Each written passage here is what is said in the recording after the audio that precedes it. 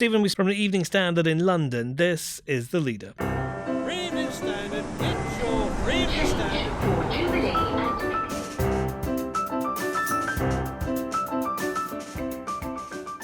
Hi, I'm David Marsland. What will the war on coronavirus cost? This is a budget delivered in challenging times. We will rise to this moment. We will get through this together. Chancellor Rishi Sunak delivered his first budget in a unique time. Economist Stephen King breaks it down. Also, the MPC is reducing bank rate by 0.5% to 0.25%. This action will help support net cash flows of borrowers during a period in which economic activity is likely to be disrupted. A pre-budget interest rate cut was announced by Bank of England Governor Mark Carney. Will that keep people spending as the UK bunkers down against COVID-19? The Evening Standard's Jonathan Prince says it could work, but it'll hit savers hard.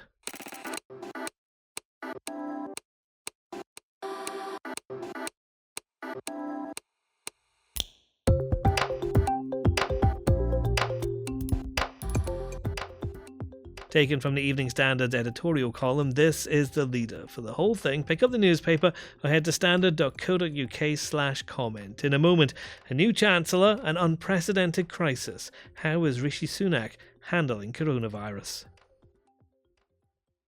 Mr. Chancellor of the Exchequer. Rishi Sunak stood for his first budget to huge cheers for a Chancellor barely into the job for a month and a duty to get the country through a crisis. I want to get straight to the issue most on everyone's mind. Coronavirus, COVID-19. He spoke about the worry across the UK, the talk of markets collapsing and difficult times coming, and pledged the government is doing everything it can to keep the country healthy and financially secure, including a £5 billion emergency response fund. Whatever extra resources our NHS needs to cope with coronavirus, it will get.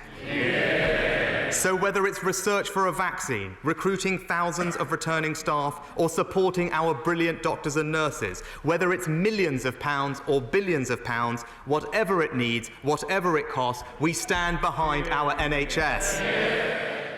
There was a lot more after that, and there's a lot to unpack, and I'm now joined by the Economist Stephen King.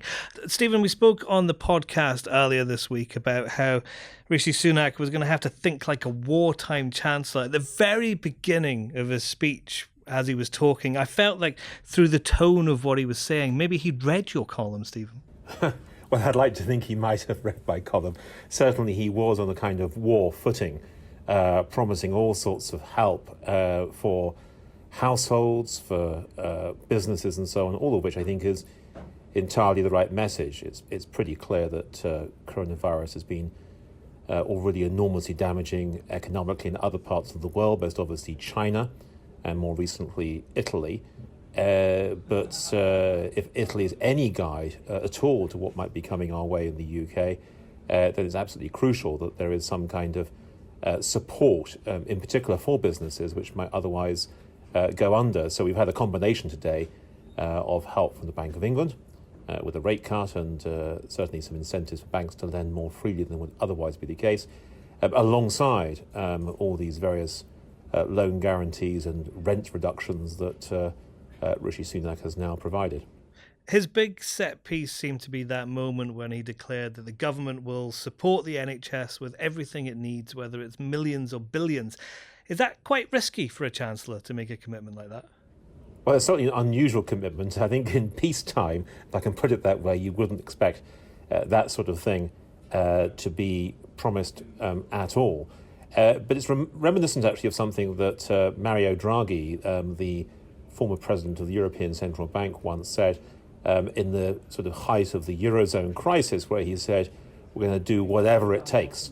And it was that promise of doing whatever it takes without actually defining what that was that actually restored confidence to a certain degree. So if people think that Sunak's promises are credible and they really do believe that the NHS would be provided with the resources it needs, then maybe that will help to cut down any sort of sign of panic that might otherwise materialise.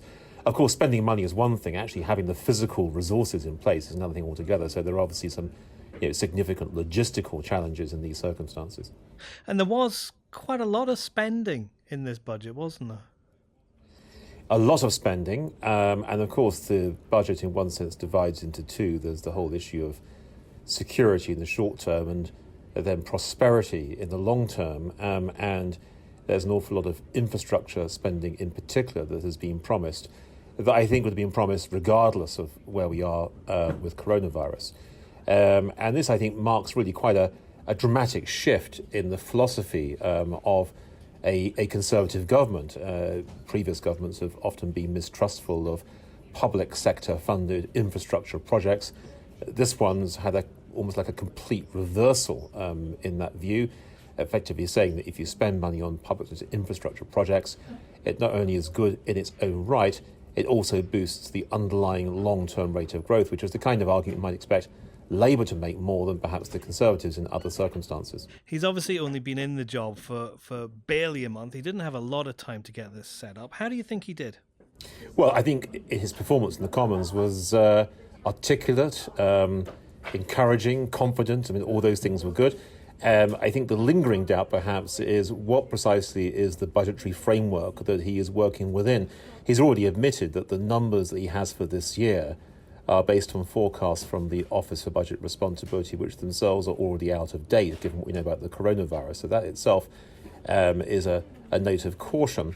But he's also now saying that although he's sticking within the existing fiscal rules, that only is on the basis of those, if you like, faulty forecasts from the OBR, and he's promising to have a complete review of the fiscal rules for later in the year.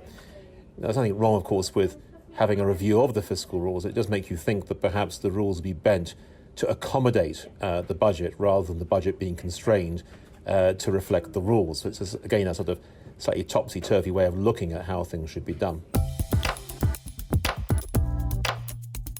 Next. They want to try and at least keep the demand side of the economy going as much as they can, and this sends a signal to people that they're A, prepared to do what it takes, and B, they're going to put more money back in people's pockets. The Evening Standard's Jonathan Prynne on the Bank of England's efforts to keep people spending.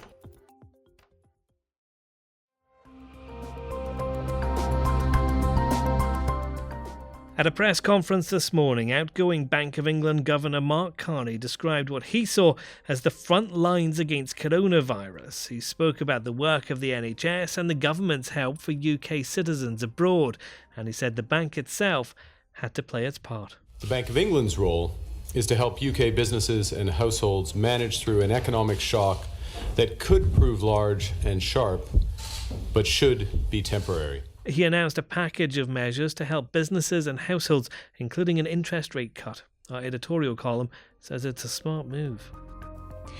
Mark Carney is giving this coronavirus crisis both barrels. The aim is to help lenders, borrowers, families and businesses stay afloat in uncertain times. Businesses that are otherwise doing well will face a cash flow crisis if orders do not come in. Workers whose earnings are normally reliable might suddenly find themselves short of money to pay their bills. Each individual crisis could tip others into an even worse situation. It's not just the virus that could spread rapidly. The bank's quick action and the Chancellor's measures today may keep the economy functioning into the summer. By then we have to hope the shock of coronavirus will be followed by a sharp recovery. The Evening Standard's consumer business editor, Jonathan Prynne's here. Jonathan, what's actually been announced here by the Governor? So the Bank of England has cut rates today, or cut its rate, the benchmark rate, from 0.75% to 0.25%, half a point cut. It's very much part of an emergency package of measures to keep the wheels of the economy rolling through this crisis that's been triggered by the coronavirus outbreak, which looks like it could have quite a severe impact, hopefully short-term, on the economy. That's quite a severe cut. Clearly they're doing it to try and get things moving within the economy. But there are savers there who are probably looking at it and going, what? I know. If you're a saver, and of course the savers always get slightly forgotten, and in fact out there are more savers than borrowers by a substantial margin. The coverage is always focused on mortgage holders and homeowners, and in fact even of those people, only about a quarter of them will get an immediate benefit, because 3/4 of mortgage holders are on fixed rate deals, so they don't notice a thing to start with.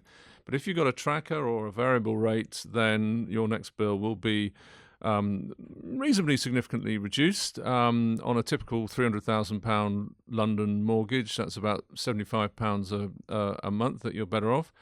It's useful money, and it'll certainly, hopefully, encourage people to keep spending and keep the economy rolling. Is that what the Bank of England wants to do then? Because we're in this situation where we spoke yesterday about the situation being faced by restaurants, for example, people not going out. Is that what they want to get people to continue spending? That's why you have an interest rate cut. I think so, yeah. One of the unusual features of this recession that's now expected is that it's what economists call both on the supply side and on the demand side. So on the supply side, you've got problems getting products and raw materials and so on out of China.